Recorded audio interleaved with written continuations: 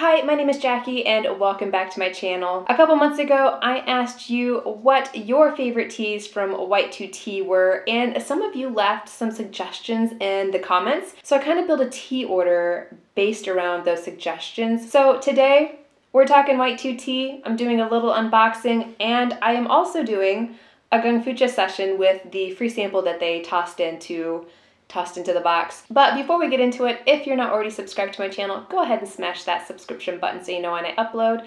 We like to talk about tea here. So, I already have my Gaiwan warmed up. This is getting warm. The tea that we're going to be sipping today is their Waffles, and this is a ripe pu'er. Whoops. I have already had this tea. This is not new to me. This is actually the very first tea that I ever tried from a White2tea, and my first experience did not go like according to plan.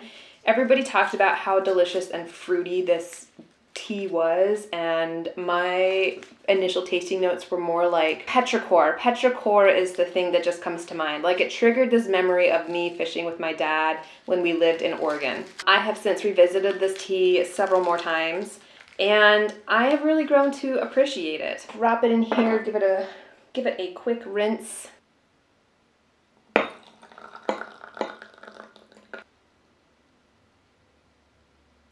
Man, this is just making me feel so nostalgic. I am just so excited right now. I think part of the reason why I'm getting so giddy is it's like dead of winter right now in Michigan. It's February. February is notorious for being such a cold month. We're supposed to drop down to like 0 degrees here in the next couple of days. And what I'm getting from this, I'm just getting like late springtime rainstorm.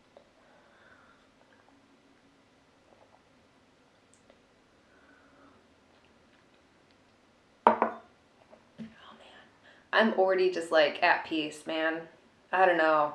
This tea. I don't know anything about storing pu'er, so like I'm really reluctant to buy a whole tea cake because I don't want to ruin it.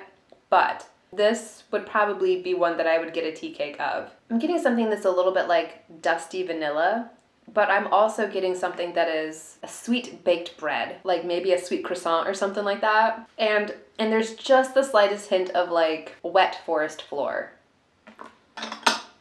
Whoops.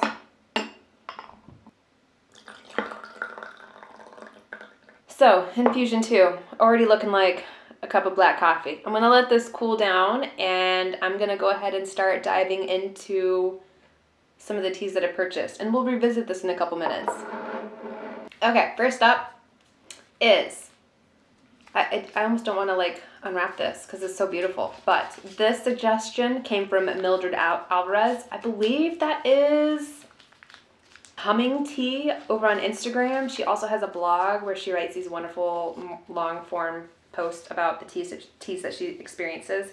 So I will go ahead and post all of her information in the description box below if you want to check her out. So Mildred suggested Saturday Mass, and this is another ripe pu'er, but this I believe has been blended with like dried mandarin orange peels. Also, I mean, all of the artwork that are on these wrappers are incredible.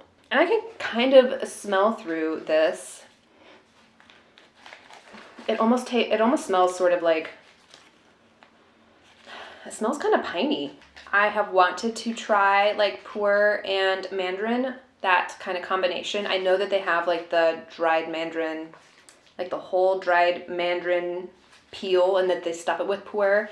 I thought I bought some of that from Adagio Teas, but then I later found out that it was actually a black tea stuffed mandarin, which was fine. It still tasted delicious. So thank you, Mildred, for giving me the suggestion. I am really excited to try this. This is a combination that I've wanted to try for quite a while. So these next two suggestions come from Dark Sunny Girl, aka Knitting Opera, over on Instagram. She had 2 suggestions. I snagged both of them. The first one is Demon Slayer, and it pains me to unwrap this one, especially because like the outside wrapper here is sort of like, it reminds me of like comics. So I'm really loving the aesthetic of it. You can get like tea cakes of these, but I just got the little mini coins.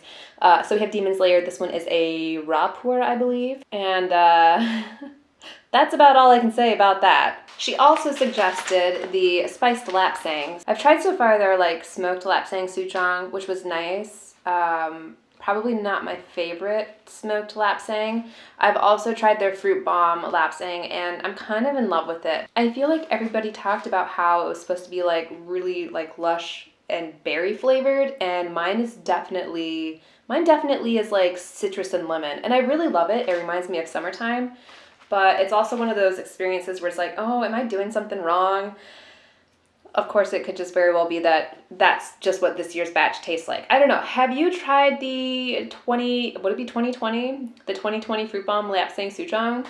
If you have, let me know what your experience with it has been. I'm quite curious. But she suggested the spiced Lapsang. I believe she is in the White2tea club. And so for like September or October, I believe that entire package was all of their Lapsangs, and she said that out of all of them, the spiced Lapsang was what excited her the most. I'm going to take a sip of this now because it's just over here tempting me.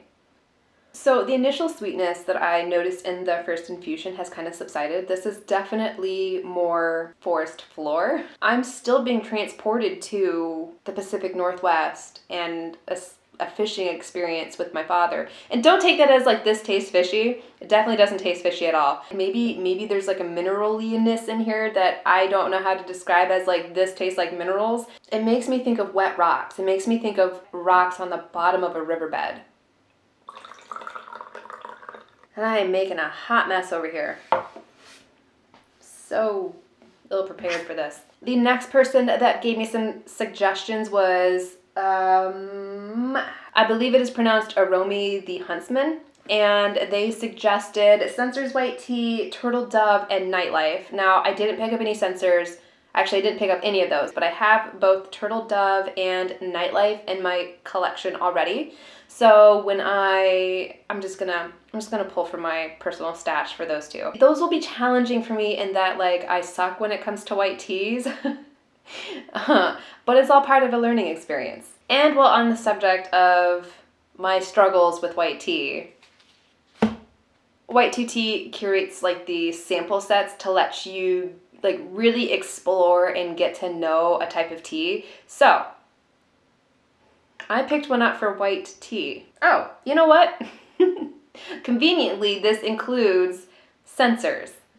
I'm hoping I'm saying it correctly. It includes their 2018 Sensors, so I will get to experience that one after all. So yeah, but this has a tea spanning from like 2016 to 2018. It has like a 2017 Bai Mudan and a 2018 Bai Mudan. It has Bai Mudans from like 2 different regions. Yeah, so it'll be an interesting study of white tea. The rest all came from, I don't want to say suggestions on Instagram, but like they are teas that I see show up on Instagram quite a lot. So I went ahead and packed my order with a few of those as well. I picked up some smooth cocoa a couple of days after I placed my order back in September. This was one that I was contemplating buying, but kind of like backed out last minute. And then somebody on Instagram posted how amazing this was. So when I placed my order in November, I had to pick some up. Really, it just has some really, really simple artwork on this. So, but yeah, I'm excited about trying these ones. I also picked up some Interplanetary Shark Feed, and I actually don't know if I have seen much about these on Instagram. I may have just literally picked these up because of the name of them. I mean, Interplanetary Shark Feed just sounds awesome. These are more ripe pu'ers, and White2tea writes that they are like berry sweet with hints of sandalwood, which sounds really interesting to me. Oops. I also picked up some hot brandy minis. I feel like I see this one a lot for some reason. And this is really interesting because it is a blend of white tea and black tea. So like different ends of the spectrum when it comes to like steeping parameters. And then last but not least, I picked up some Da Hong Pao. I don't know if I'm saying that right. Probably not. This is one of those instances where I did not Google YouTube something before jumping in front of the camera. So sorry, but I believe this is what is known as Big Red Robe. Everybody and their mom raves about this kind of tea on Instagram. I believe this is like a rock oolong, a wee rock oolong. yancha. That's what the tea folk call it, yancha. So, there we have it. There is my White2tea haul. Yeah, I don't know if you guys have noticed or not, but like as this video has progressed, my cheeks just keep getting pinker and pinker. I'm definitely feeling a little bit warm right now. I think I'm a little bit over caffeinated potentially. But yeah, I think what I'm gonna do is take a sip here. This keeps like waffling back and forth, no pun intended, between like something that is forest floor and like rocks on the bottom of a riverbed, and something that is like sweet and dusty vanilla and maybe like baked goods. And that's interesting how it keeps like flip-flopping. It's almost like a combination of like my first experience with this tea and like the last 2 or 3 times I've drank this tea. This tea just makes me feel so excited. Probably because it is like my first like good experience with a right pu'er. And it was my first tea from White2tea. I just remember like the first time that I had White2tea, the first time I purchased White2tea, it came in and I just like stared at it like, I don't feel like I deserve to drink this tea. Like, this is the kind of tea that people who know what they're talking about when they talk about tea, they drink this stuff. I don't deserve to be drinking it. I feel like the reason why I started exploring pu'ers with White2tea over other brands is because on their website they talked about how they just provide the tea and the experience is up to you, and it just seemed like low-key and unpretentious. So if you've not tried White2tea, definitely check them out. I enjoy experiencing their tea. And if I may offer a suggestion, if you have not tried Waffles, although I think this one is like one of their more popular teas, but if you have not tried it yet, it's definitely worth checking out.